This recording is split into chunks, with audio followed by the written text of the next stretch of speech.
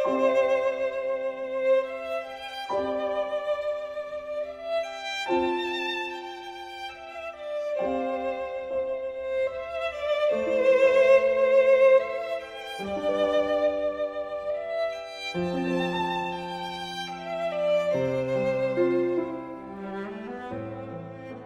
3일) 월요일 아침 오늘의 말씀 시간입니다. 오늘 말씀은 시편 146편 1절에서 10절까지의 말씀인데요. 함께 말씀을 보도록 하겠습니다.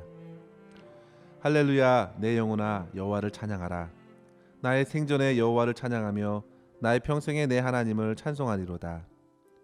귀인들을 의지하지 말며 도울 힘이 없는 인생도 의지하지 말지니 그의 호흡이 끊어지면 흙으로 돌아가서 그날에 그의 생각이 소멸하리로다.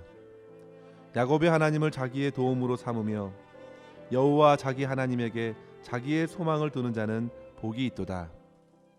여호와는 천지와 바다와 그 중에 만물을 지으시며 영원히 진실함을 지키시며 억눌린 사람들을 위해 정의로 심판하시며 줄인 자들에게 먹을 것을 주시는 이시로다. 여호와께서는 갇힌 자들에게 자유를 주시는도다.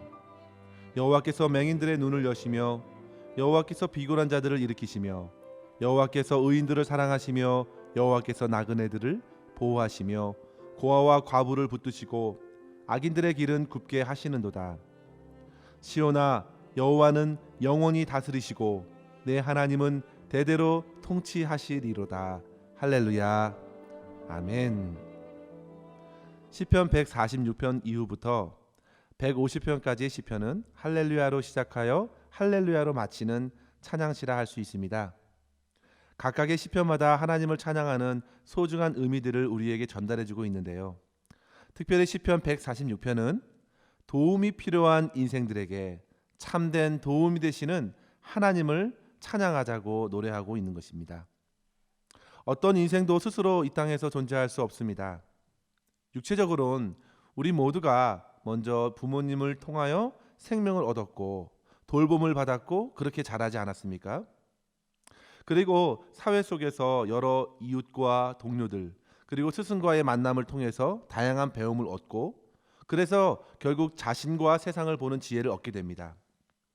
이러한 것들은 모두 모든 사람이 겪는 일반적인 도움이라 할 수 있습니다. 그러나 성경은 이런 물리적이고 육체적이고 정신적인 도움을 넘어서서 모든 사람에게 영적인 도움이 필요하다고 말합니다. 아니, 인간뿐만 아니라 모든 창조물이 창조주 하나님의 도움이 절대적으로 필요한 존재라고 우리에게 가르쳐 줍니다. 이것을 신학적인 용어를 빌려 말씀드리자면 하나님의 섭리, 하나님의 다스림 안에 살아가는 것이라 할 수 있습니다.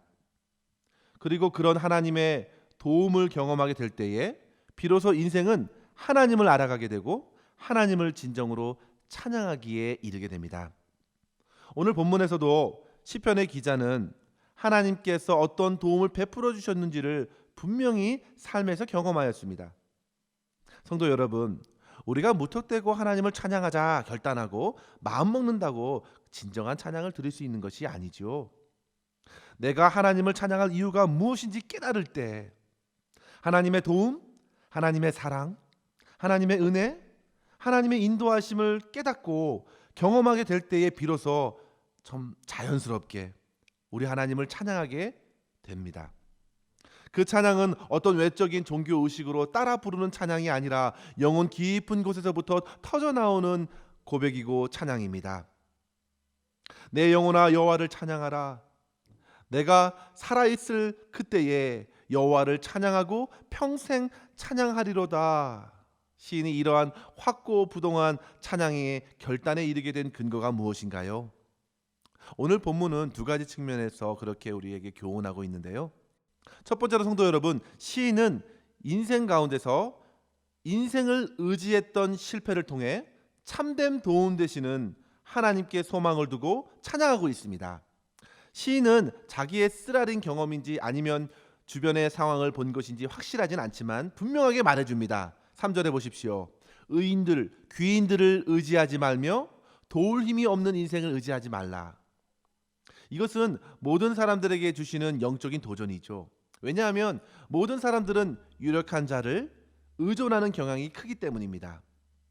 심지어 한 나라의 왕조차도 세력을 갖고 있는 귀족들을 함부로 하지 못하고 어떤 부분에서는 그들을 많이 의지합니다.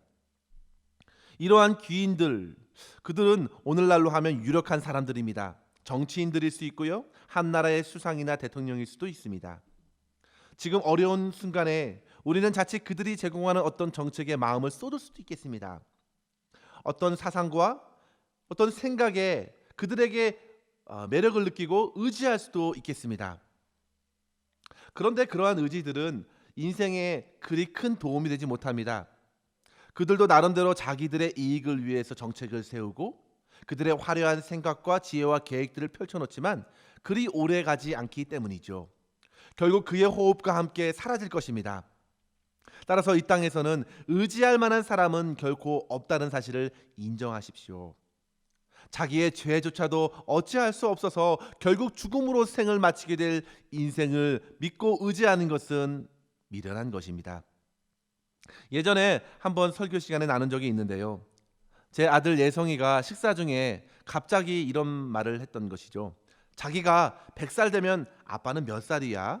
이렇게 물은 적이 있는데요, 당연히 그때 저는 아빠는 135살이 된다라고 말해주었는데요, 아마도 그때는 아빠가 죽었을 거야 라고 이야기했더니 아이가 눈물을 흘리면서 제게 말하기를요, 그럼 자기의 밥은, 내 밥은 누가 밥해주고 나는 어떡하냐고, 나는 아빠 없으면 어떡하냐고, 안 된다고 울고불고 난리 난 적이 있었습니다. 그만큼 아빠의 도움을 절대적으로 생각했던 것이죠. 그러나 그때가 기회였습니다. 아빠도 모든 사람들처럼 죽음을 지나가야 한다고. 그러나 우리는 영원한 하나님을 의지하고 소망하며 살아가야 한다고. 오히려 죽음 앞에서도 하나님을 더욱 의지하는 삶이 아름다운 것이라고 그렇게 가르쳐 준 적이 있습니다. 사랑하는 성도 여러분, 우리는 삶에서 갑작스런 죽음을 직면할 때면 이렇게 아이처럼 호소할 수도 있겠습니다. 내가 의지했던 가족이, 내가 존경했던 어떤 그분이 생을 다하는 순간에 절망할 수도 있습니다. 그러나 인생의 죽음과 허무 앞에서 그 순간에 더욱 우리는 영원한 도움 되시는 하나님을 도리어 소망할 수가 있게 된다는 사실을 기억했으면 좋겠습니다. 오늘 본문에서 말하지요, 그 하나님을 야곱의 하나님이라고 말합니다. 신실한 언약을 이루시고 응답하시는 하나님, 야곱의 하나님. 그 야곱의 하나님이 바로 모세에게 나타나셔서 모세의 하나님으로서 모세를 백성 가운데 일으켜 출애굽을 이루시지 않았습니까? 그 야곱의 하나님께서 다윗의 하나님으로 다윗을 세워 강한 나라를 세워주시지 않았습니까? 그 야곱의 하나님을 저와 여러분의 하나님으로 붙들고 의지하여 하나님의 도움과 하나님의 다스림을 받을 수만 있다면 우리는 어떤 상황에서도, 지금 답답한 코로나의 그런 상황을 통과하면서도, 죽음과 같은 절망적인 처지에 이르러서도 우리는 진정한 찬양을 하나님께 드릴 수 있게 될 줄 믿습니다. 이러한 은혜가 저와 여러분에게 충만하시기를 간절히 기원합니다. 두 번째로 성도 여러분, 시인은 세상의 불의에 낙심하기보다 선하신 하나님께 소망을 두고 하나님을 찬양합니다. 시인은 도울 힘이 없는 인생에서 눈을 돌려 하나님을 바라보고 있습니다. 6절 이하에 보시면요, 만물을 지으신 영원하신 하나님께서는 진실하시고 억눌린 자를 위해 정의로 심판하십니다. 줄인 자를 먹이시고 갇힌 자를 풀어주십니다. 맹인들의 눈을 뜨게 하십니다. 비굴한 자들을 일으키십니다. 나그네와 과부, 고아들, 사회적으로 약한 이들을 향하여 한없는 사랑과 진리로서 위로해 주시고 보호해 주십니다. 왜 이러한 하나님을 그가 묵상하게 되었습니까? 바로 악인들이 주도하는 세상에서 초래한 많은 문제들로 하여금 시인은 무너졌기 때문입니다. 만약 인생을 의지하다 보면 언젠가 인간의 이기심과 불의가 나타날 때 그것을 쉽게 용납하고 눈 감게 될 것입니다. 인간이 원래 다 그렇지, 다 죄인이지 라고 생각하면서 내가 의지하던 그 사람의 욕심과 나의 욕심이 타협을 일으키고 함께 사회를 병드는 입장에서 서게 될 것입니다. 그러나 시인은 세상을 보면서 낙심하고 원망하기보다는 오히려 그러한 순간에 오히려 눈을 들어 선하신 하나님을 바라보고 소망하는 것입니다. 사랑하는 성도 여러분, 오늘날 세상에 안타까운 뉴스들이 얼마나 많습니까? 그러나 그런 뉴스를 넘어서서 우리는 선하신 하나님을 더욱 소망해야 되겠습니다. 야곱의 하나님께서 저와 여러분의 하나님이 되셔서 주님의 진리와 그 사랑으로 다스려 주시기를 간구하면서 주님을 소망 가운데 찬양할 수 있기를 간절히 바랍니다. 사랑하는 성도 여러분, 선하신 하나님께 소망을 두는 자는 세상의 기류에 쉽사리 흔들리지 않습니다. 그리고 하나님께서 반드시 자기의 선함과 아름다움으로 통치하신다는 사실을 믿고 그 다스림 안에 거하는 자로 살게 되는 것입니다. 이러한 성도들의 특징은 곧 하나님께서 일하시는 그 자리에 함께 행합니다. 가난한 자들, 아픈 자들, 위로가 필요한 자들, 연약하고 돌봄이 있어야 하는 그 자리에 함께하며 하나님의 다스리심과 하나님의 인재를 경험하면서 그 자리에서 함께하시는 하나님을 찬양하게 됩니다. 사랑하는 성도 여러분, 오늘도 저와 여러분의 삶이 선하신 하나님의 다스리심에 온전히 맡겨진 삶, 그리고 그 안에서 하나님과 함께 행하면서 주님을 찬양하는 삶이 될 수 있기를 주님의 이름으로 간절히 축원합니다. 기도하겠습니다. 하나님 아버지, 그동안 눈에 보이는 힘 있는 사람들을 그리고 그러한 환경들을 의지했던 저의 어리석음을 회개합니다. 이제는 인생의 허무함과 불의에서 돌이켜 영원하시고 신실하신 주님만을 나의 도움으로 의지하며 진정한 찬양을 주님께 드릴 수 있도록 인도하여 주옵소서.